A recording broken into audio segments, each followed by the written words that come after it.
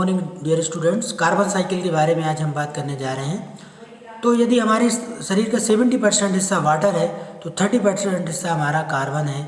बिना वाटर के हम एक कार्बन का ढेर हैं, इसके अलावा कुछ भी नहीं। कार्बन हमारे लिए बहुत महत्वपूर्ण है और कार्बन खुद अपने आप में एक इम्पोर्टेंट एलिमेंट है, क्योंकि धरती का अधिकतर हिस्सा कार्बन का बना है। कार्बन की जो एटॉमिक नंबर है वो 6 है और इसकी जो वैलेंसी है वो 4 है। 4 वैलेंसी होने के कारण ये 4 अलग अलग दिशाओं में 4 अलग अलग एलिमेंट के साथ कंपाउंड बना सकता है। Carbon can readily bound with almost any element of the periodic table. सभी के साथ मिलकर ये सहयोग कर सकता है। जैसे कार्बन ऑक्सीजन के साथ मिलकर ये इसने CO2 बनाया है, हाइड्रोजन के साथ मिलकर CH4 बना सकता है। इस तरह से हम कह सकते हैं सभी जीव जंतुओं का यूनिसेलुलर से लेकर मल्टी सेलुलर एनर्जी सोर्स के रूप में और शरीर के अधिकतर हिस्सा बनाने में कार्बन का इम्पोर्टेंट रोल रहता है। कार्बन साइकिल जो है वो स्टार्ट होती है हमारे कार्बन डाइऑक्साइड से। वातावरण में 0.03% कार्बन डाइऑक्साइड है और ये जरा सा बढ़ने और घटने पर पूरे पृथ्वी पर स्थिति ग्लोबल वार्मिंग की और बहुत लो फोटोसिंथेसिस की हो जाती है। तो जितना भी पूरा कार्बन का सर्कल है, एटमॉस्फेयर से कार्बन डाइऑक्साइड जो फिक्स होती है फोटोसिंथेसिस के द्वारा। यहाँ पर आप देखेंगे कि केवल फोटोसिंथेसिस के द्वारा कार्बन डाइऑक्साइड फिक्स हो रही है और ये बना लेती है प्लांट्स का बायोमास। प्लांट्स को जब हर्बीवोरस के द्वारा या कार्निवोरस के द्वारा एब्जॉर्ब किया जाता है तो कंजम्पशन के थ्रू ये जो प्लांट बायोमास है वो एनिमल बायोमास में कन्वर्ट हो जाता है और कुछ हिस्सा जो है इसका फॉसिल फ्यूल के रूप में भी जमा हो जाता है।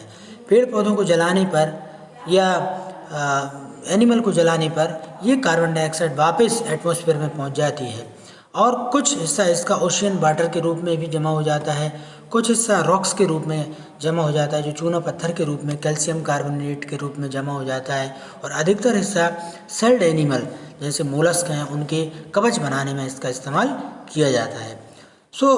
यदि हम कार्बन की बात करें तो केवल plant can fix this carbon dioxide into glucose.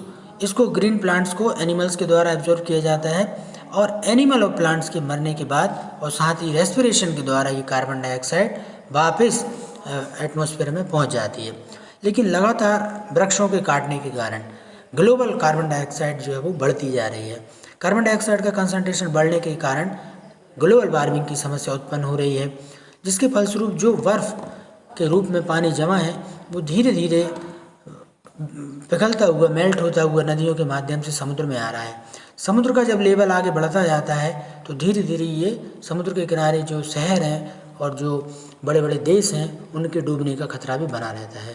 Photosynthesis में हम देखेंगे carbon dioxide in the presence of chlorophyll and sunlight fixed by the green plants in the form of glucose. इस ग्लूकोज को ये बायोलॉजिकल कंपाउंड के रूप में producer के पास रहता है और इसका उपयोग फर्दर एनिमल के द्वारा किया जाता है। डिफरेंट टाइप के प्लांट और एनिमल के डिकम्पोजिशन के द्वारा भी ये कार्बन जो है वो कार्बन डाइऑक्साइड एटमॉस्फेयर में पहुंच जाती है। हजारों लाखों साल पहले कुछ एनिमल और प्लांट धरती के अंदर चट्टानों में दब गए हैं और उनके द्वारा फॉसिल फ्यूल का निर्माण हुआ है जो कोल और डीजल पेट्रोल के रूप में उपलब्ध हैं।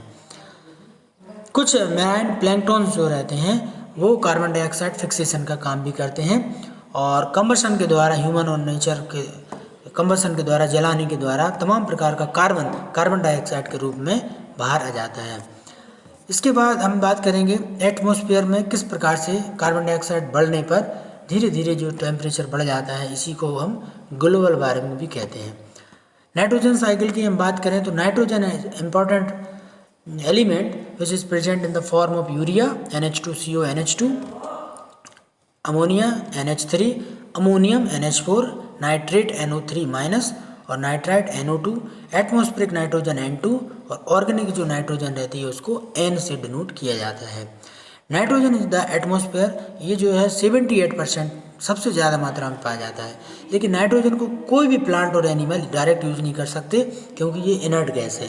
जब तक ये किसी कंपाउंड में यानी नाइट्रोजन ऑक्सीजन के साथ क्रिया करे या नाइट्रोजन हाइड्रोजन के साथ क्रिया करे, जब तक ये नाइट्रोजन की ऑक्साइड में या अमोनिया में कन्वर्ट नहीं होगा या यूरिया में कन्वर्ट नहीं होगा, plants never get this nitrogen in their protoplasm. So इसके लिए फिक्सेशन होता है। सबसे पहला फिक्सेशन है लाइटनिंग के द्वारा।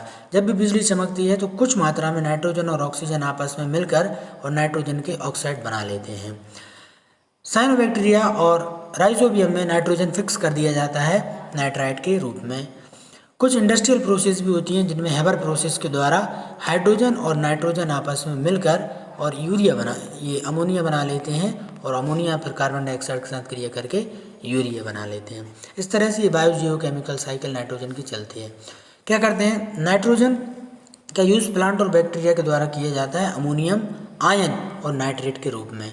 ये इलेक्ट्रॉन एक्सेप्टर का भी काम करता है और अधिकतर हिस्सों में, अधिकतर प्लांट पार्ट्स हैं, एनिमल पार्ट्स हैं, ये क्या करेगा, प्रोटीन बनाने का काम कर देगा। तो ये नाइट्रोजन फिक्सिंग होगा अमोनिया और अमोनियम के रूप में। डिकेइंग होने पर नाइट्रोजन जो है अमोनियम बन जाता है। नाइट्रिफिकेशन का मतलब होता है converting of ammonium to nitrite and nitrite to nitrate. इसे नाइट्रोबैक्टर बैक्टीरिया के द्वारा संपन्न किया जाता है, नाइट्रोबैक्टर। डीनाइट्रिफिकेशन की बात करते हैं तो ये सूडोमोनास बैक्टीरिया के द्वारा ये प्रक्रिया होती है जिसमें नाइट्रेट को फ्री नाइट्रोजन में कन्वर्ट कर दिया जाता है। इस तरह से वातावरण की नाइट्रोजन वापस वातावरण में पहुंच जाती है। ये नाइट्रोजन फिक्सिंग की बात हुई जिसमें लेगुमिनस प्लांट के द्वारा ये नाइट्रोजन फिक्स किया जाता है। नाइट्रिफिकेशन यानी fixation of nitrogen in the form of nitrate and ammonia. और डीनाइट्रिफिकेशन मतलब होता है removal of limiting nutrient from the environment. इस अमोनिया का, इस नाइट्रेट का, इस यूरिया का, इस प्रोटीन का वापस नाइट्रोजन में कन्वर्ट होना ये डीनाइट्रिफिकेशन कहलाता है। इस तरह से ये नाइट्रोजन साइकिल हुई। Thank you.